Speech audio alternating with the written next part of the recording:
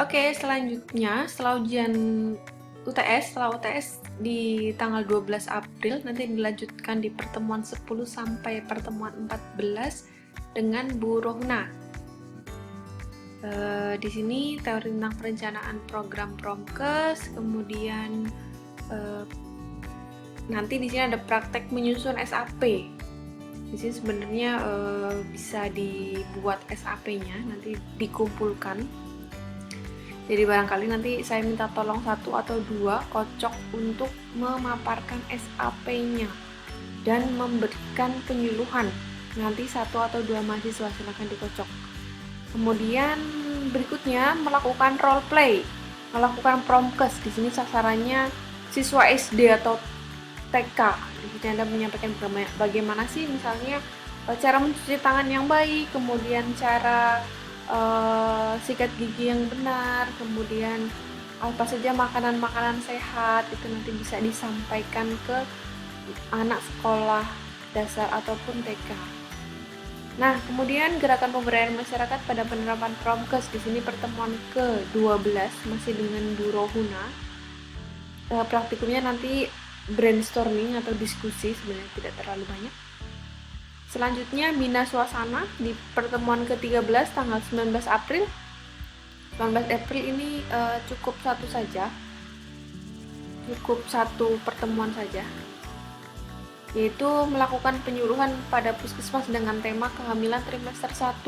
Di sini kebetulan Anda sudah mendapatkan mata kuliah asuhan kebidanan kehamilan, jadi nanti bagaimana Anda menyuluhkan penyuluhan di puskesmas ataupun penyuluhan di kelas ibu hamil dengan pesertanya ibu-ibu hamil ataupun bisa didampingi dengan suaminya, itu bisa. Jadi bagaimana Anda memberikan penyuluhan, itu seperti itu ya. Misalnya ibu hamilnya ada bapaknya, ada yang benar-benar lagi hamil, kemudian bertanya, pokoknya semuanya dibuat semaksimal mungkin, lebih bagus dari pembuatan role play pada mata kuliah ISPD. Dimaksimalkan, silakan dimaksimalkan.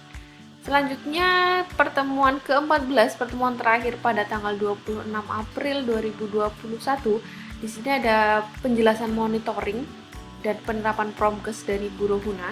Selanjutnya untuk praktikumnya menggunakan melakukan penyuluhan di puskesmas dengan tema Germas, Gerakan Masyarakat Hidup Bersih dan Sehat. Ini adalah Germas itu jargonnya Kementerian Kesehatan. Jadi nanti Anda bagaimana melakukan penyuluhan di puskesmas ataupun boleh di kelompok pertemuan PKK misalnya, nanti bisa dibuat di situ. Jadi selesai sesuai jadwal tanggal 26 April 2021. Sekali lagi, karena waktu 50 menitnya itu yang harusnya Anda selesai kuliah jam 15, saya buat selesai jam 15.50 lebih tepatnya. Selanjutnya di tanggal 3 Mei sampai 24 Mei ini ngapain? Ini kebetulan ada jeda libur untuk libur lebaran atau yang lain, jadi kurang lebih masih ada jeda 1 bulan. Nanti jika misalnya Bu Rohuna berhalangan hadir, ada mata kuliah yang misalnya belum selesai dipaparkan ataupun seminar atau role play yang belum selesai dipaparkan, nanti bisa digunakan waktu tersebut antara tanggal 3 Mei sampai tanggal 24 Mei. Kemudian untuk ujian akhir semesternya sesuai Kaldik, ini saya masih menggunakan Kaldik yang terbaru, yaitu antara tanggal 31 Mei sampai 4 Juni 2021. Oke, di sini Pontianak Maret 2021 saya yang membuat selaku PJ dan yang menyusun bersama dengan tim. Nanti perwakilan mahasiswa biasanya kalau misal tatap muka, saya minta untuk tanda tangan di sini bahwa menyetujui dalam 1 semester kita akan belajar. Oke, selanjutnya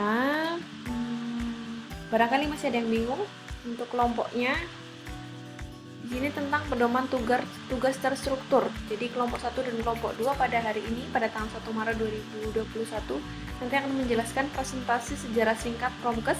Di sini nanti membuat makalah dan presentasi seperti biasa. Kelompok 2 membuat presentasi konsep paradigma sehat. Ini dari HL Bloom dan Lawrence Green. Sama membuat makalah. Ini kelompok 1, 2, 3 sampai dengan kelompok 7. Kemarin saya sudah membaginya dan ketua kelas sudah menyampaikan ke mahasiswa. Ini ada kelompok 7, kemudian kelompok lagi, 14 kelompok lagi membuat media promosi kesehatan. Yang pertama adalah lembar balik. Di sini silakan Anda cari apa sih itu lembar balik. Nanti saya juga sebenarnya akan mengulas itu. Tapi di sini lembar baliknya karena mungkin jika belum sempat dicetak karena nanti presentasinya masih menggunakan video, jadi saya buat elektronik lembar balik. Tapi nanti di akhir pertemuan, di akhir semester saya minta untuk dicetak nanti untuk bisa diserahkan ke bagian laboratorium. Kelompok 1 sampai 3 temanya tanda bahaya trimester 1, kehamilan trimester 1. Selanjutnya tanda bahaya trimester 2 dan tanda bahaya trimester 3. Ini lembar balik. Kemudian poster. Poster itu temanya nutrisi ibu hamil, tablet tambah darah untuk ibu hamil, dan tema tentang kunjungan ibu hamil. Berapa kali dia berkunjung? Ini silahkan Anda buka menggunakan buku KIA yang terbaru, terbitan tahun 2020. Boleh menggunakan itu. Selanjutnya buklet. Buklet itu apa? Jadi nanti silahkan cari apa itu buklet. Saya juga akan menjelaskan juga di pertemuan ketiga. Jadi karena memang bukletnya ini tidak bisa dipaparkan langsung, jadi saya buat e-buklet. Tapi nanti dicetak, ya. Di sini dibuat gambar semenarik mungkin. Jika diberikan gambar, tuliskan sumbernya. Sumber dari gambar misalnya diambil dari gambar Kementerian Kesehatan dan sebagainya, tetap dicantumkan. Video animasi dan video edukasi. Di sini sama, dalam membuat animasi pun Anda harus membuat kata-katanya apa atau redaksinya. Kemudian saya titip untuk tetap diberikan sumbernya. Sama dari lembar balik, poster, buklet, video animasi, video edukasi. Semuanya dibuat semacam makalah atau semacam narasi jika itu edukasi dan animasi, kemudian diberikan sumbernya. Misalnya pencegahan COVID, sumbernya dari mana, Satgas COVID dan sebagainya. Kemudian pencegahan COVID pada ibu hamil, sama dicantumkan sumbernya. Ini yang video animasi dan edukasi diberikan sumbernya. Buklet, poster, lembar balik juga pasti diberikan. Ya, sumbernya dari mana saja. Ya, karena Anda sekarang mahasiswa, jadi tidak boleh melakukan plagiarisme dengan copy paste. Jadi untuk menghindari itu tetap diberikan sumber. Anda mengambilnya dari mana. Oke, selanjutnya di kelompok 3. Di kelompok 3 mencari berita tentang peran bidan. Boleh melalui internet, tapi sekarang saya rasa koran sudah sangat jarang. Jadi boleh silakan lewat internet, lewat YouTube, kemudian diulas. Selanjutnya kelompok 4 role play dan menyusun SAP dan leaflet. Di sini tugas individu. Jadi ada 59 leaflet dan SAP. Ya, dengan tema kesehatan ibu dan anak. Boleh kanker dan sebagainya. Boleh kanker serviks, misalnya apakah boleh bersalinan, boleh masa nifas gitu. Itu boleh. Kemudian 567 tadi sudah dijelaskan di atas.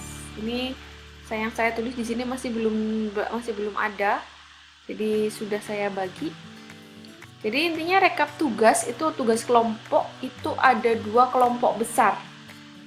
Jadi ada kelompok 59 dibagi 7 kelompok dan 59 dibagi 14 kelompok untuk membuat media promosi kesehatan.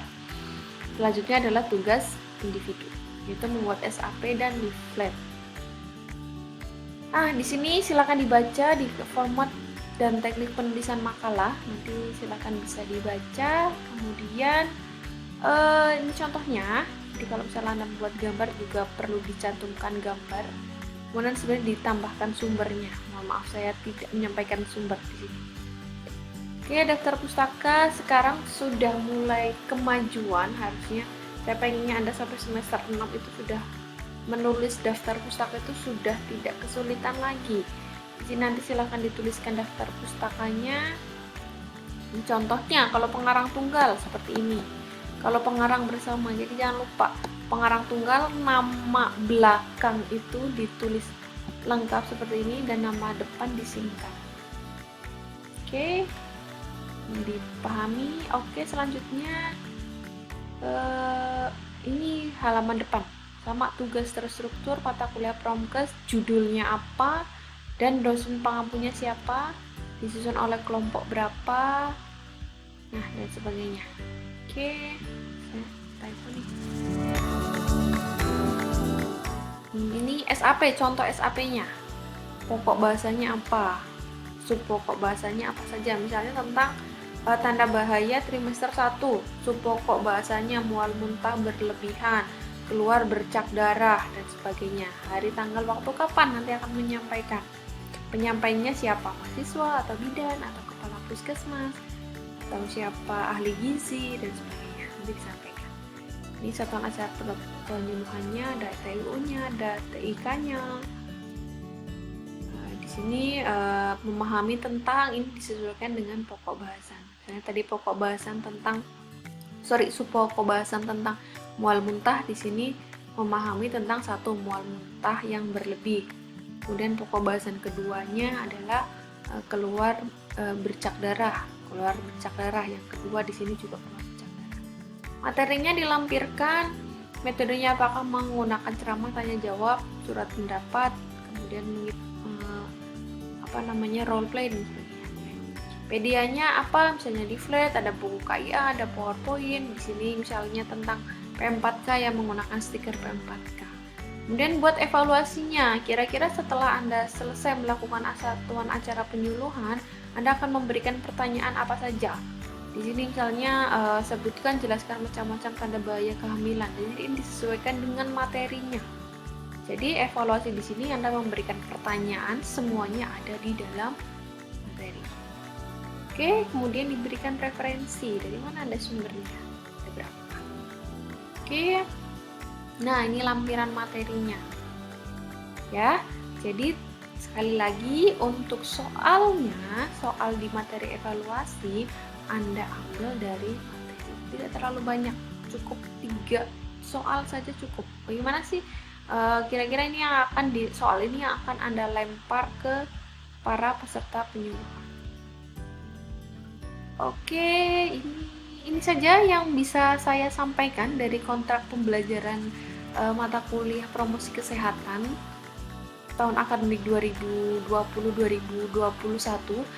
Saya harapkan Anda tetap enjoy di perkuliahan online dan offline ini. Jadi sekali lagi untuk promosi kesehatan kami tidak perlu ada tatap muka. Jadi insya Allah kami usahakan untuk tetap menggunakan media online dan nanti kita tetap aktif komunikasi di grup WhatsApp. Oke, itu saja yang bisa saya sampaikan tentang kontrak pembelajarannya.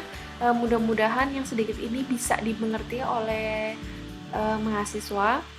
Saya ucapkan selamat belajar, tetap jaga kesehatan, dan tetap support satu sama lain. Itu saja yang bisa saya sampaikan. Kurang lebihnya mohon maaf. Billahi taufiq wal hidayah. Wassalamualaikum warahmatullahi wabarakatuh.